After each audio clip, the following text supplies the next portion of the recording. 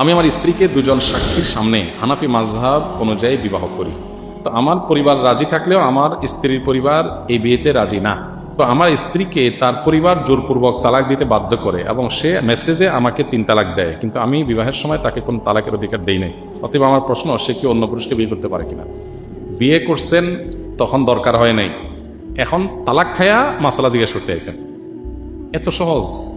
এটা লিখিত লেখেন, কোনো ফতোয়া বিভাগে যান, কোনো মুফতির কাছে যান, ডিটেল বলেন।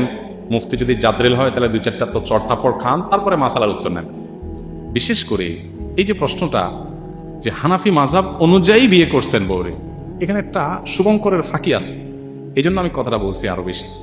ফাঁকিটা হলো এই, অনেক লোক আছে যে উনি আহলে হাদিস, কিন্তু যখন প্রেম মানে 2 নম্বর কাজটা করে তখন উনি বলে যে হানাফি মাযহাব অনুযায়ী বিয়ে করছে।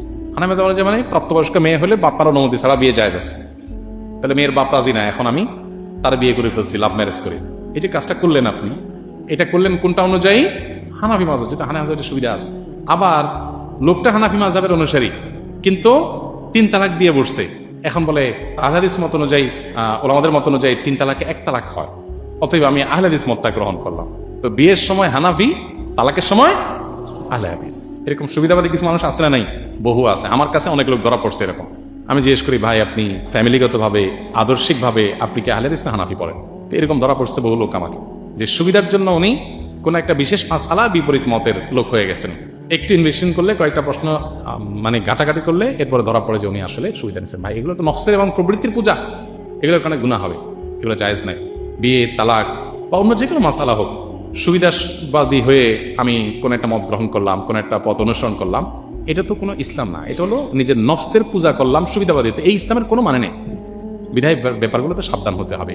এই সমস্ত মাসআলা, বিশেষ করে তালাক হয়েছে কি হয় নাই, এগুলো মুফতিদের কাছ থেকে ডিটেল জেনে ইন্ডিভিজুয়াল কেস সম্পর্কে জেনে নেবেন। সংক্ষিপ্ত প্রশ্ন উত্তরের ভাষণে এগুলো উত্তর জানা কঠিন, কারণ অনেকগুলো প্রশ্নের পিঠে প্রশ্ন থেকে যায়, ভেতরে অনেক কথা থেকে যায়, উত্তর সঠিক নাও আসতে পারে। এই জন্য এগুলো আমরা উত্তর দিতে চাই না।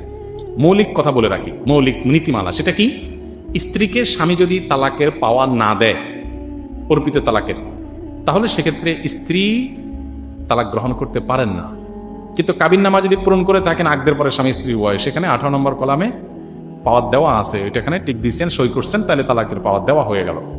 এই জন্য অনেক কেন কিন্তু আছে, বিস্তারিত জানতে হয়, ডিটেল কোনো মুফতির সাথে কোনো আলেমের সাথে বিস্তারিত লিখিতে পারবে বা সরাসরি কথা বলে, তাহলে যায় সঠিক উত্তরটা আসে।